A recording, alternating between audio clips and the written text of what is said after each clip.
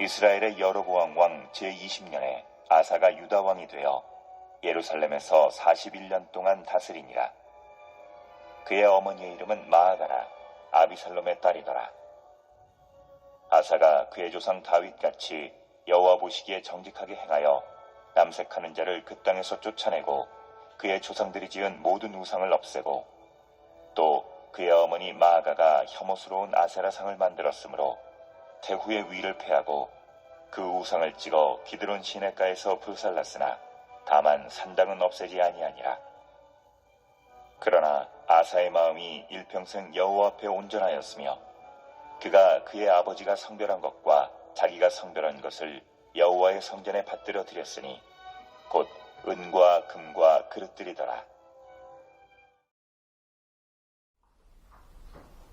작년 10월 29일이죠. 딱 1년 전 오늘입니다. 서울 한복판에서 비극적인 사고가 있었던 날, 아마 모두가 기억하실 겁니다. 뉴스에서도 많이 나오니까요. 이태원에서 할로윈 축제를 즐기러 갔던 사람들이 붐볐고 좁은 골목에서 많은 사람이 한꺼번에 몰려드는 일로 인해 159명이 사망하고 196명의 부상자, 그리고 이로 인해 정신적 고통에 시달리며 지금도 여전히 심리치료를 받고 있는 생존자와 또 유가족들. 그 이태원 참사가 있었던 날이 바로 오늘, 1년 전 오늘입니다. 우리가 또 기억해야 할 사람이 있는데요. 바로 이태원 그 근방의 상권 상인들입니다. 그들은 이제 코로나가 마무리되면서 이제 장사 좀 해야겠구나 했는데 그런 일로 인해서 그곳에 있었던 사람들을 구하지 못했다는 또 나름대로의 어떤 죄책감, 또 그 이후에 이태원 찾아오는 손님들이 줄어서 문을 닫는 가게 등으로 인해 많은 어려움을 또 겪었다고 하죠. 정말 많은 피해를 입었고 무고한 생명이 목숨을 잃었고 이로 인해 진상조사, 국정조사도 막 이루어지기도 했습니다. 몇몇 관련자가 처벌을 받았지만 솜방망이 처벌이라는 말이 많고요. 1년이 지난 지금도 여전히 제대로 된 어떤 처벌과 방안이 논의되지 않아서 해결책이 명확하게 나오지 않아서 참 재발을 방지한다고도 하지만 여전히 생존자와 유가족들은 슬퍼하고 있는 그런 현실입니다. 매년 1년 일어났던 그런 할로윈 축제였고 매년 사람들이 붐볐던 곳이기에 그 지역 용산구죠. 경찰 인원을 배치해서 관리를 더 철저히 했어야 했다. 통제를 했어야 했다. 하지만 이러한 것이 또 국정조사에서 제대로 이루어지지 않았다라고 밝혀지면서 많은 국민의 공분을 샀던 그런 사건 우리가 아마 다 잘 기억하고 계실 겁니다. 국가가 국민을 보호하지 못했다고 하고 용산구나 경찰이 제대로 통제하지 못했다고 하고 그 사람들은 그저 그날이 이제 주말이었죠. 토요일이었는데 그냥 축제를 한다고 해서 즐기러 갔었던 건데 왜 우리가 이런 일을 겪어야 하냐라고 분노했습니다. 한편으로는 교회들에서 이런 이야기도 나왔죠. 귀신의 날이라 불리는 할로윈에서 굳이 그렇게 사람이 많은 곳에 가가지고 그런 문제를 일으키고 그렇게 놀러가지 않았으면 아무 일 일어나지 않았을 텐데 왜 그렇게 한 것이냐라고 말하기도 합니다. 하지만 피해 입은 유가족은 그런 축제를 문제시하고 그곳에 가서 희생당한 사람들을 마치 죄인 취급하고 조롱하고 유가족들을 죄인 취급 같이 그렇게 해서 정죄하는 모습에 상처를 입어요. 그래서 우리 성도님들을 설득시키고 납득시키려고 하는 그런 것은 아니니만큼 제 개인적인 생각을 우리가 이렇게 말씀드리는 그 개인적인 생각이 있지만 이 자리가 그렇게 하는 자리는 아니니까 그러니까 우리가 이런 시대 속에서 이런 사람들을 바라보면서 그리스도인으로서 어떻게 나아가고 어떻게 생각해야 할지를 나름대로의 방향성도 정해보고 그것은 특별히 이제 말씀의 근거에서 정해야겠죠. 기독교적인 입장, 하나님을 사랑하고 이웃을 사랑하는 성도로서 우리가 어떻게 바라봐야 할지를 한번 고민하면서 그렇게 기도하면서 나가야 할 것입니다. 그런데 그럼에도 불구하고 저는 여전히 할로윈에 대해서는 부정적인 입장을 가지고 있습니다. 미국에서 활성화가 됐지만 그보다 더 이전 처음 시작한 것이라고 알려지는 그 영국의 켈트족에서 유래된 이 날이 뭐 귀신을 내쫓는 날, 귀신을 또 부르는 날, 귀신과 함께 어울리는 날, 그런 것이 분명합니다. 물론 지금은 그런 의미가 많이 없어졌고 그냥 축제 하나로 이제 여겨지면서 그렇게 놀지만 그날에 행하는 놀이, 복장, 뭐 바디 페인팅 이런 것들이요 여전히 귀신과 관련된 것들이에요.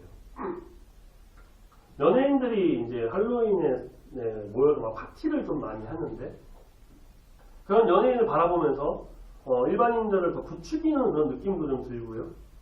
또 상인들은 이러한 또 축제 날에 또 한몫해야 되잖아요. 상술로 이용해서 아주 좋은 대목이라고 하면서 이런저런 물건도 판매하고 사람을 유혹합니다. 심지어 유치원에서도 할로윈 파티를 한다고 그런 귀신 복장 입고 오라고 하는 것도 있습니다. 그래서 우리는 할로윈보다는 이날 10월 31일을 종교개혁일로 더 생각하고 기념해야 합니다. 날짜가 똑같아요. 10월 31일 할로윈 종교개혁일. 마르틴 루터가 비텐베르크 성당 앞에 91개의 방방문을 붙였던 바로 그날. 그때를 이제 종교개혁의 시점으로 보고 그날이 10월 31일이었는데 지금까지 종교개혁 기념일로 지키고 있습니다. 올해가 506년이 되는 때예요. 저는 이미 작년이나 재작년에 예고를 드린 바가 있습니다. 매년 10월 이 마지막 주일 종교개혁 기념주일에는 이 종교개혁과 관련해서 할로윈 잘못된 것 말하고 개혁에 대해서 계속해서 설교할 것을 말씀드린 바가 있어요. 이것은 어쩌면 제가 목회 마치는 때까지 아마 거의 변하지 않을 거라고 생각을 합니다. 올해도 마찬가지고요. 내년, 내후년, 10년 뒤에도 아마 비슷한 그런 종교개혁을 강조하고 우리 안에 개혁이 일어나야 한다음을 설교하게 될 거예요. 오늘은 우리가 말씀을 읽었던 남유다의 아사라고 하는 왕, 이 아사 왕의 개혁을 좀 보면서 우리가 해야 할, 우리가 이루어야 할 개혁이 무엇인지를 좀 다시금 깨달으며 나아가는 귀한 시간이 되기를 소망합니다. 아멘. 아사는 이스라엘이 이제 남북으로 갈라지고 남유다의 세 번째 왕으로 세워졌는데 이제 르호보암, 아비암 다음으로 왕이 된 사람입니다. 르호보암은 이제 솔로몬의 아들인데요. 여호와 보시기에 악을 행하고 다윗의 길을 가지 않았습니다. 그 아들 아비암 역시 말씀에서 보면 아버지 르호보암이 행한 악을 그대로 행해서 다윗의 길을 가지 않았고 하나님 앞에 온전하지 못했다고 해요. 자, 그렇게 남유다는 두 명의 왕을 지내는 동안에 아니 그보다 그 앞에 이제 솔로몬 말년 시대까지 합치면 꽤나 오랜 기간 동안 죄악으로 물들었고요. 우상을 섬겼고요. 하나님으로부터 멀어지는 악을 행했습니다. 죄의 길을 갔습니다. 이것은 왕만 그런 것이 아니라 왕에 대한 평가가 말씀에 그렇게 나왔다고 해서 왕만 그랬다는 것이 아니라 백성, 국민 모두가 다 그렇게 죄를 지었다고 볼 수가 있어요. 아비암이 죽고 그의 아들 아사가 왕이 되었습니다. 오늘 본 말씀 바로 앞에 있는 8절에 아비암이 그의 조상들과 함께 자니 다윗 성에 장사되고 그 아들 아사가 대신하여 왕이 됩니다. 르호보암의 손자이고요. 솔로몬의 증손자였죠. 오늘 본문 말씀에 보니까 아사가 예루살렘에서 왕이 되어 남유다를 41년 동안이나 다스렸는데 11절 아사가 그의 조상 다윗같이 여호와 보시기에 정직히 행했다라고 합니다. 아버지, 할아버지 좀 더 올라가면 증조할아버지 솔로몬 말년까지 하면은 그런 막 우상숭배와 뭐 죄 그런 걸로 물든 이 시대 속에서 어떻게 이렇게 하나님을 경외한 자가 나타났나 우리가 알 수는 없지만 이 또한 뭐 하나님의 은혜라고 할 수 있겠죠. 뭐 시간이 더 흘러서 이후에 뭐 히스기야나 요시야 같은 아주 선한 왕들도 아버지는 막 우상을 숭배하는 사람들이었으니까요. 어쨌든 그렇게 아사는 하나님을 경외하며 하나님을 믿었고 그의 조상 고조부 정도 되겠죠. 다윗의 길을 따라서 다윗과 같이 여호와 보시기에 정직히 행했다라고 합니다. 그가 왕이 되었을 때는 앞서 말씀드린 것처럼 나라가 이미 우상 숭배가 극에 달했고요. 죄악으로 물들어 있었습니다. 아사는 그것을 뜯어 고치려고 했고요. 즉 아사는 온 나라를 개혁, 특별히 이것은 이제 종교 개혁으로 종교적으로 개혁하고자 하며 나섰죠. 12절 그가 먼저 남색하는 자를 그 땅에 쫓아냅니다. 요즘 성소수자에 대한 사회적 이슈가 계속 나오고 있고 이에 대한 교회와 또 기독교계의 반응, 종교단체, 여러 선교단체 중에 또 이렇게 주장이나 모습들이 나오고 있는데 옹호하는 쪽도 있고 반대하는 쪽도 있습니다. 이에 대해서는 좀 굉장히 민감한 부분이기도 하죠. 그래서 저도 나중에 기회가 된다면 하는 말씀을 좀 나눠보고 싶기도 한데 옹호하든 반대하든 민감한 부분이든 어쨌든 성경에서는 동성애를 죄로 여기고 있습니다. 하나님의 섭리, 그 창조의 질서, 순리에 어긋나는 거예요. 남자와 여자를 창조하셨고 남자와 여자가 사랑하게 하셨고 둘이 한 몸을 이루어 부부가 되게 하셨는데 남자와 남자가 사랑해서 부부가 되고 여자와 여자가 사랑해서 부부가 돼가지고 아이를 낳고 그럼 엄마만 둘, 아빠만 둘이 나이 이상하죠. 그 아이의 정체성과 나중에 그 교육적인 부분에서 어떤 영향을 미치게 될까요? 그러니까 성경의 진리는 남녀 간의 사랑과 그 모습을 말하고 있습니다.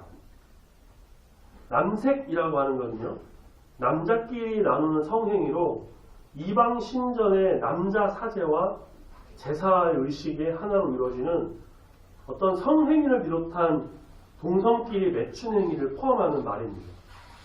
당연히 하나님께서는 이것을 가증한 것으로 여기시면서 죄라고 하셨습니다. 아사는 그런 자들을 땅에서 쫓아냈다.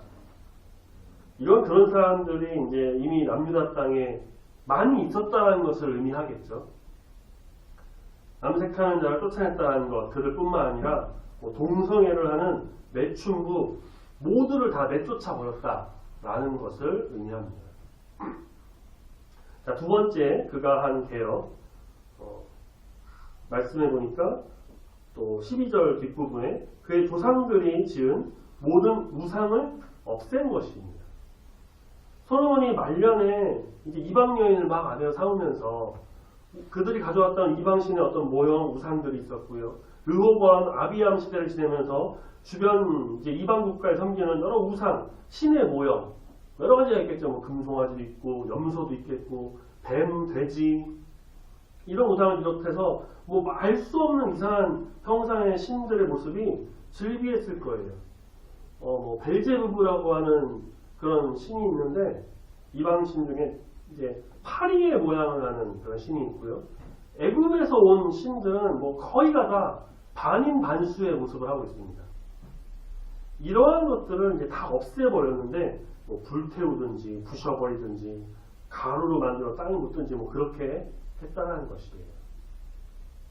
자, 세 번째 그가 한 개혁이 있습니다. 이것은 좀 충격적이라고 할 수 있는데 13절에 보니까 그의 어머니 마아가가 혐오스러운 아세라상을 만들었으므로 태후의 위를 패하고 그 우상을 찍어 기드론 시내가에 불살랐다고 합니다. 자, 우리가 여기서 좀 먼저 말씀을 좀 제대로 봐야 할 것이 있는데요. 15장 2절 말씀을 올라가서 한번 보실까요? 2절 말씀에 보니까 이 아비암, 그러니까 아사왕 이전에 왕이었던 아비암에 대해서 소개할 때 그의 어머니의 이름은 마아가요, 아비살롬의 딸이라고 해요. 근데 오늘 보면 10절에 보니까 아사를 소개할 때도 어머니는 마아가고 아비살롬의 딸이라고 합니다. 그럼 아비암과 아사가 어머니와 그 아비살롬의 딸, 어머니와 할머니가 똑같잖아요. 그럼 형제가 돼야 되는데 참 이상해요. 8절에 보면요, 아비암이 죽고 그 아들 아사가 대신해서 왕이 됐다라고 하는 이 족보가 이렇게 이상하게 꼬인 것 같은, 이게 무슨 말인가 싶은데 개역개정에서는 왜 이렇게 번역했는지 모르겠는데 우리가 영어 성경을 보면 좀 명확하게 알 수 있어요. 15장 2절에서는 his mother 이라고 하면서 어머니, 아비암의 어머니라고 표현하고요. 10절에서는 his grandmother 하면서 아사의 할머니로 소개합니다. 그러니까 마아가는요 사실 아사의 할머니예요. 근데 뭐 어머니든 할머니든 혈육관계에 있는 가족입니다. 그것도 막 먼 6촌, 8촌이 아니라 어머니라면 그 누구보다 가까웠을 가족이고요. 부모님이시고요. 할머니라고 해도 역시 가깝게 지내면서 양육을 받았을 수도 있는 그런 분이에요. 그런데 아사는 가차 없었습니다. 어머니, 할머니라고 해도 아마 자기 자녀라고 했어도 그랬을 것 같아요. 혐오스러운 아세라상. 이 아세라는 풍요와 다산의 여신으로 바알과 항상 함께 섬기곤 했는데 그 신을 모시는 여사제는 아주 성적으로 굉장히 타락해서 성행위를 하면서 제사를 드리는 그러곤 했습니다. 그 어머니가 아세라상을 만들어서 그 태우의 위를 패해버렸다고 합니다. 태우란 황태후의 약칭으로 선대 군주의 정부인을 말합니다. 그러니까 한때는 왕비였던 사람인 거예요. 근데 그 자리에서 내쫓아 버립니다. 표현에서는 태후의 위를 패했다고 하니까 죽이지는 않았을 것이고요. 아마도 나라에서 내쫓았을 가능성이 크겠죠. 그렇게 아사에게 있어서는 가족보다 더 중요한 것이 있었으니 그것이 바로 이방신, 우상을 없애버리고 오직 하나님만을 경외하면서 경배하며 나았던 것이었습니다. 아사는 우상으로 범벅이 되어버린 나라를 뜯어고쳤습니다. 남색하는 자를 내쫓았고 우상을 부수고 어머니의 태후의 위까지도 패하면서 개혁해 나갔습니다. 이것은 정치적, 군사적, 민생적, 사회적 개혁이 아니고요.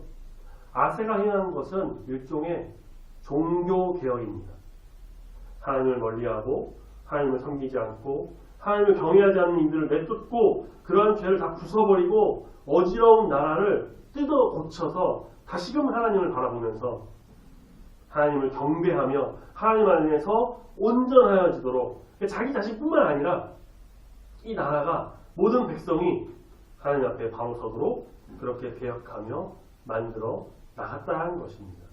사실상 이 종교개혁이 정치개혁이고 민생개혁이고 사회개혁이나 다름없었다라고 볼 수가 있을 거예요. 우리의 개혁이 바로 이러한 모습의 개혁이 되어야 합니다. 개혁이라고 해서 그냥 내 생활습관 바꾸고 정치적 어떤 사상 바꾸고 뜯어 고치고 입는 옷 패션 바꾸고 그냥 집과 차 바꾸고 그런 거 바꾸면서 뜯어 고치라는 그런 개혁이 아니고요. 우리의 개혁은 한편의 종교개혁입니다.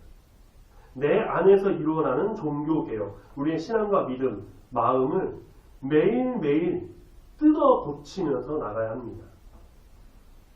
그렇다고 우리가 너무 남색하거나 가증스러운 걸 섬기거나 그러지는 않지만 우리는 나도 모르는 사이에 매일 나만의 우상을 바라보면서 지내요.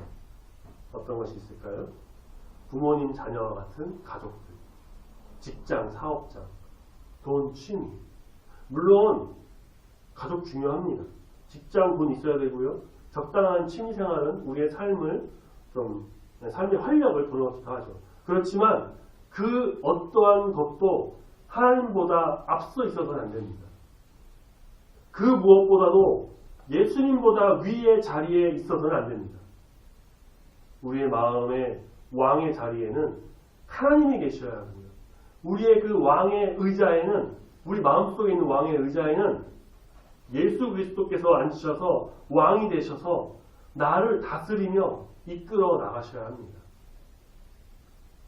사사기 맨 마지막 말씀인 21장 25절에서 이렇게 말씀하고 있어요. 그때에 이스라엘의 왕이 없으므로 사람이 각기 자기의 소견에 옳은 대로 행해야 하였더라. 정말 사사기 시대에는 왕이 없었어요. 사사는 왕이 아니고 하나님께서 세우신 그 이스라엘을 구원해서 다스리는 사람이었는데 인간 왕은 없었습니다. 하지만 그 땅에 왕이 있었으니 누구였을까요? 바로 하나님이 그 나라에 왕으로 계셨어요. 그 왕이신 하나님을 바라보면서 나갔으면 되는 것인데 사람들은 어땠을까요? 주변 국가들처럼 왕정 국가들처럼 우리도 왕을 세워달라. 결정적으로 그들의 마음속에는 왕이 없었습니다. 그들의 마음속에는 하나님이 왕으로 계시지 않았어요. 그래서 그들의 마음속이 무정부 상태처럼 되어버려서 질서도 법도 없고 자기 속에는 오는 대로 그냥 자기 마음대로 자기 하고 싶은 대로 그냥 자기가 왕인 것처럼 그렇게 행하고 지내서 사사기 시대에는 그야말로 죄가 극에 달했고 그래서 많은 학자들이 이 사사기 시대를 구약의 암흑 시대다라고 말하기도 합니다. 우리의 마음은 어떠십니까? 우리의 마음에는 누가 왕으로 계십니까? 당연히 우리 중보교회의 모든 성도님은 하나님께서, 예수님께서, 성령께서 이 삼위일체 하나님이 그 마음에 왕으로 계셔서 그 마음을 주관하고 계시고 그래서 하나님의 길, 예수 그리스도의 길, 십자가의 길로 가고 있으신 줄 믿습니다. 아멘. 그런데 우리도 때로는 세상의 것을 바라보기도 하죠. 앞서 말씀드린 것처럼 하나님보다 가족을 더 생각하기도 하고 예수님보다 직장을 더 중요하게 여기기도 하고 성령님보다 돈을 쫓으면서 취미생활을 하기도 하고 내가 하고 싶은 대로 마음대로 생각하며 삽니다. 그것을 바로 뜯어 고쳐야 된다는 겁니다. 그런 사연도 있죠. 부서져야 하리, 깨져야 하리, 더 많이 낮아져야 하리, 깨져야 하리, 깨져야 돼요. 부서지고 뜯어 고쳐서 믿음으로 주를 바라보면서 다윗의 길로, 의의 길로, 올바른 길로 온전히 행하도록 매일같이 기도하고 정진하여서 우리 주님 바라보는 개혁의 삶을 살아야 한다는 것입니다. 매일 나를 예수 그리스도 안에서 새롭게 만들어 나가야 합니다. 매일 회개하면서 하나님 앞에 깨지고 부서져서 하나님 앞에 방어서는 귀한 성도가 되어야 합니다. 매일 십자가를 바라보며 참된 그리스도인으로서의 길을 걸어가는 성도, 험하고 악하고 이 죄 많은 세상에서 흠없는 거룩한 주의 자녀가 되기 위해서는 매일같이 나를 만들고 다듬고 단련해서 욥의 고백과 같이 순금과 같이 나가는 우리 모두가 되어야 할 줄 믿습니다. 그렇게 매일 나 자신의 신앙과 믿음을 개혁하여서 보다 올바른 주의 자녀, 신실한 주의 자녀, 이 세상 가운데 빛으로 살아가야 합니다. 그것이 바로 하나님 보시기에 합당한 모습을 보이는 신실한 성도로서의 모습인 겁니다. 세상의 것을 따라서 즐길 거 다 똑같이 즐기고 찾아갈 거 다 찾아가고 놀 거 똑같이 다 놀고 그게 아니라 절제와 인내 그 안에서 믿음으로 주 앞에 나가 나를 뜯어고쳐 개혁해 나감으로 주님 보시기에 아름다운 주의 자녀 그 길을 걸어가는 우리 모든 성도인들이 되시기를 소망합니다. 아멘. 왜 제가 종교개혁 기념일, 종교개혁 주의를 좀 이렇게 강조하면서 사실 교회 절기라고 하는 거는 부활절, 추수감사절 그런 절기인데 이건 절기에는 사실 들어가진 않거든요. 그냥 기념하는 일인데 왜 제가 매년 동일하게 우리 믿음과 신앙과 삶을 개혁하는 설교를 하는 걸까요? 어떤 목사님은 이 날에 별로 관심이 없기도 하고요. 어떤 분은 그냥 언급만 하는 정도, 광고에 한 줄 넣는 정도, 또 어떤 분은 설교를 잘 하지도 않고 또 그런가 하면 또 어떤 분들은 저처럼 이렇게 매년 강조하면서 종교개혁일에 맞춰 설교하기도 합니다. 뭐가 맞고 틀리고는 없는 것 같아요. 그런데 적어도 저는 이렇게 종교개혁 주일에 맞춰서 종교개혁과 더불어 나 자신을 좀 개혁해서 나가는 말씀을 드리는 이유가 지금 이 시대의 교회가 바로 개혁교회이기 때문입니다. 개혁교회가 아니라 장로교회인데요 라고 하는 분들 계시는데요. 개혁교회가 좀 더 넓은 의미이고요. 그 안에 이제 장로교회가 좀 속해 있다라고 볼 수 있어요. 칼빈주의 전통을 따르는 장로교회가 우리나라의 주축을 이루고 있지만 좀 더 넓은 의미에서 보자면 우리는 개혁교회, 천주교의 전신이라고 할 수 있죠. 로마 가톨릭이 있었던 중세시대 이전까지는 교회가 하나였습니다. 그런데 교황, 사제, 신부를 비롯한 그 종교 권력자들의 부패, 그런 것들로 인해서 교회의 신뢰가 아주 땅바닥으로 떨어지게 됐죠. 그 프로그램 아시나요? TVN 채널인가 거기서 하는데 화요일마다 이제 벌거벗은 세계사라고 해서는 이제 세계사에 대한 것들, 뭐 어떤 매일 이제 매번 이제 강의하시는 분이 또 바뀌면서 재미있게 또 프로그램을 하시는 분이 있는데 이번 화요일 31일이죠. 종교개혁 이제 기념일이거든요. 그래서 그런지 그에 맞춰서 31일에는 그 벌거벗은 세계사의 주제가 이제 중세시대 로마 교황, 종교 개혁자들과 관련된 내용을 다루더라고요. 시간이 되면 좀 볼까 하는데, 근데 그들은 여러 면에서 부패했고요. 거기에 더해서 교회의 어떤 건축 그런 낭비로 인해서 돈이 없자 이제 교회가 면죄부라는 걸 판매하면서 장사를 하게 됐고, 그 안에는 또 성적인 타락까지 있었다고 하죠. 이런 것들로 인해서 루터, 칼빈, 여러 종교 개혁가들이 반발하며 나갔고, 개신교라고 하여 지금 우리가 말하고 있는 이 기독교가 나오게 됐는데, 이런 칼빈을 비롯한 종교 개혁가의 사상을 따라서 교회를 개혁교회다라고 하는 겁니다. 이 발판을 말하는 것이 앞서 말씀드린 루터의 95개조 방방문이 붙인 사건이었고, 이것이 종교개혁의 출발로 보고 있어요. 물론 지금 천주교가 그렇다는 건 아니에요. 과거에 그랬다는 거죠. 종교개혁가들은 그 일에 목숨을 걸었습니다. 그들의 이런 개혁이 있었기에 지금 우리 교회가 있다라고 해도 과언이 아닐 겁니다. 단순히 그들이 종교 개혁을 했기 때문에 개혁을 강조하는 것은 아니고요. 우리는 끊임없이 늘 항상 매일매일 나 자신의 삶을 그렇게 믿음을 뜯어고치며 개혁해 나가야 할 것입니다. 루터와 칼빈도요. 그런 어떠한 시대적 상황의 종교개혁을 일으켰지만 그 믿는 자들의 믿음의 개혁도 충분히 강조했습니다. 왜냐하면 우리는 인간으로서 불완전하고 연약한 존재이기 때문이에요. 우리는 죄에 노출이 되어 있어요. 이미 죄 많은 세상에 살고 있습니다. 그래서 죄를 짓는 죄 많은 인간이기에 항상 나를 새롭게 만들어 나가며 뜯어 고쳐야 한다는 것을 부단히 노력해야 됩니다. 오늘 말씀에 나온 이 아사왕의 개혁, 이 중에 하나 아쉬운 게 있어요. 그 말씀을 보시면 15절에 산당을 없애지 않았다라는 거예요.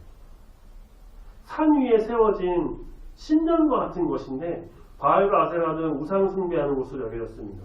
다 내쫓았는데, 그런 우상도 부수고 다 내쫓았는데 그 만들어진 산당은 그냥 못 없앴다라는 것.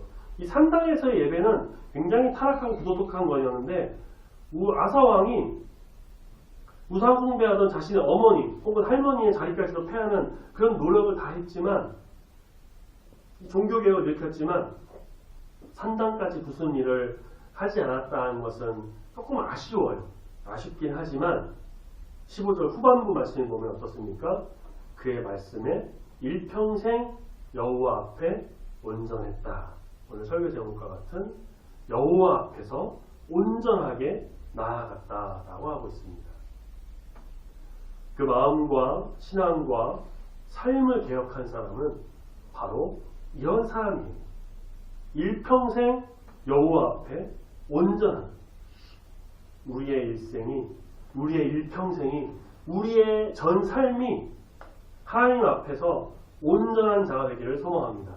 아멘. 우리의 모든 인생이 예수 그리스도로 온전하여져서 매일매일 회개하고 나 자신을 뜯어 고치고 개혁해서 더럽고 악한 죄의 허물을 벗어던지고 오직 거룩하고 정결하게 하나님 앞에 거룩하게 흠없고 정결한 양과 같이 주님 앞에 바로 사는. 그래서 하나님 보시기에 합당한 주의 자녀, 개혁하는 그리스도인, 일평생 그리스도로 가득 찬 삶이 되는 우리 중부교회 모든 성도님들 되시기를 예수님의 이름으로 축복합니다. 아멘. 같이 기도하겠습니다.